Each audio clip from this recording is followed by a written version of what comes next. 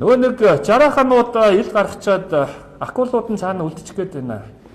Тэг анхаарал ерөөсөө тийшээ төвлөрөхгүй байна.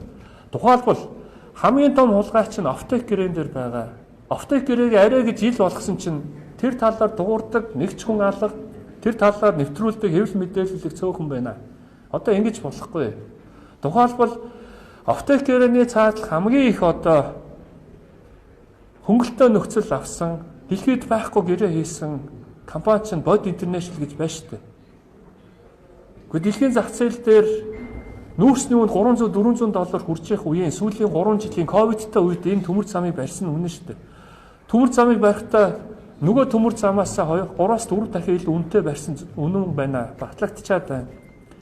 Хоёр дахь болохоор тэрнээс илүү нь юу вэ гэдэг тэгэхээр дэлхийн зах зээл дээрх үн дунджаар сүүлийн 3 жилийн хугацаанд $190 1 тонн дутамд байхад $60 хийсэн байна гэдэг. Зарим газар 50, зарим тохиолдолд өссөн байна. Бид чи 3 дахин илүү хямдалтай үнээр авсан тодорхой баримтаар гараад ирлээ шүү дээ.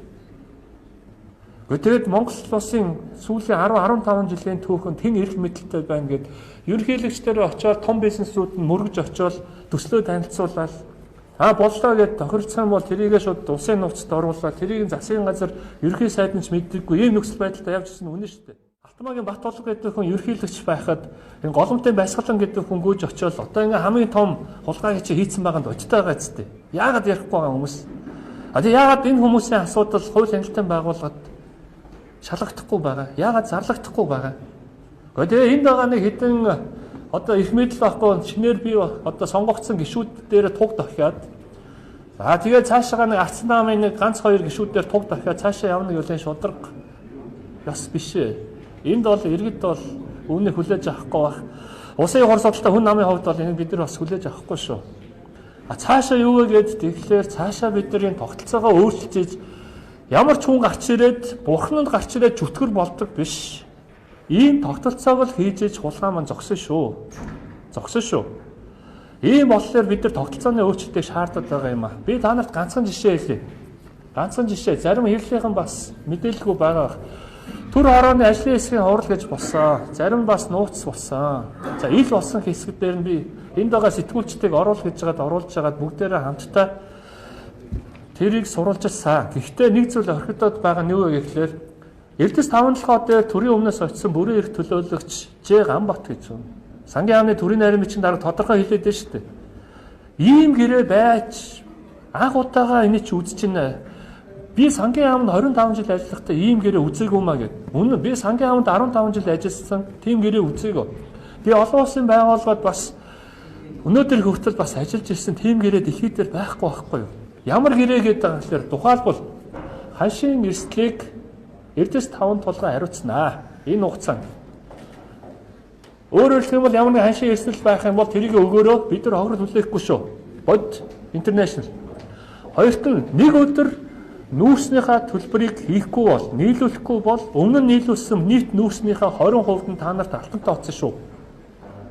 Ийм гэрээ шүү дээ. Тэгээ маш олон ийм гэрээнүүд байна. Гэтэл хинэн захиалагч, хинэн гүйцэтгэгч юм аа гэд байран солигдсон.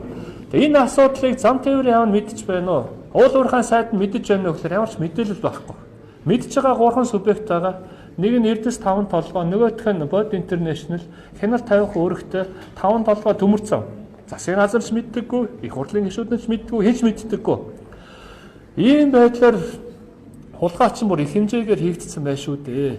Тэгээ бидний тооцоогоор хэрвээ $60 биш, цаашаа жишг үнээр буюу зах зээлийн үнээр тооцсон бол эн чинь $190 тооцоод явах гэсэн юм аа. Үүнээсээ зарлаа хасаад байх юм бол нэг тооноос $90-100 зүгээр л кармалцсан байна шүү дээ. Тэгээд цаашаа хуваарлаж байгаа байхгүй юу? За тэгэхээр одоо сэтгүүлчтэй хэвлэлийнхаа иргэдээ 40 их найд гэдэг тооч улам бүр ингээд тодорхой болоод байгаа. Анх бол ямар ч хулгай байхгүй байсан юм аа. Манай ардын намаас нэг ч хүн хулгайд ороогүй л гэд байсан. Одоо ингээд эн чинь хулгайч нар зарлаад байна. 40 их найд чинь хууль зүйн сайдын тайлбараар 10 их найд хулгай болчлоо. Тэр бол тодорхой юм аа гэж өсөөл яваад байна. Цаашаа өсөөд явна тодорхой. Хамгийн том бизнес хийгээд мундаг хүмүүсээ гэд бид нар алхад ашаад байдаг. Тэр хүмүүс чинь бас хулгай хийгээд байна шүү дээ. Тийм байгаа зү. Тийм болохоор одоо энэ бизнесүүд дээр хариуцлага тооцох асуудлыг чангалах хэрэгтэй. Энийг хаах хэрэгтэй. Энгийн бизнесээ хийгээд татвараа төлөөд зээлээ аваад явдаг ийм хүмүүсийг бол бид нар ерөөсөө харлуулж огт болохгүй. Нүүрсний салбарт байна уу? Уул уурхайн салбарт бизнесээ хийгээд ажлын байрыг бүтээгээд явж байгаа бизнесүүдийг бид нар нийтээр нь харлуулж бас болохгүй. Ялгах хэрэгтэй шүү. Ийм болохоор одоо ингээд ийм том хулгайгаа бүгдээрээ зогсоохын тулд тухайлбал нэгдүгээрт үндэсний аюулгүй байдлын зөвлөл дээр ямар нэгэн аж ахуйн шин чанартай ямар нэгэн гэрээ уул уурхайтай холбоотой том төсөл, дэд үтсийн том төслүүдийг усын нууцад оруулаад тэнд шийддэг зөвлөмж гаргадаг байдлыг ор үнсээр нь зогсоох хэрэгтэй. Нэг. Хоёрдугаарт өнөөдрийн энэ хилцэгдэж байгаа авилга албан тушааллын асуудалтай нөхдүүдийг амьдралд нь дахиж төрийн албан руу оруулж болохгүй. Гэр бүлээрээ энэ нөгөө нэр хүнд нь ундаг. Тэгээд ичиж зовдөг энэ байдлыг бид нар одоо шийдэж өгөх нь зүйтэй.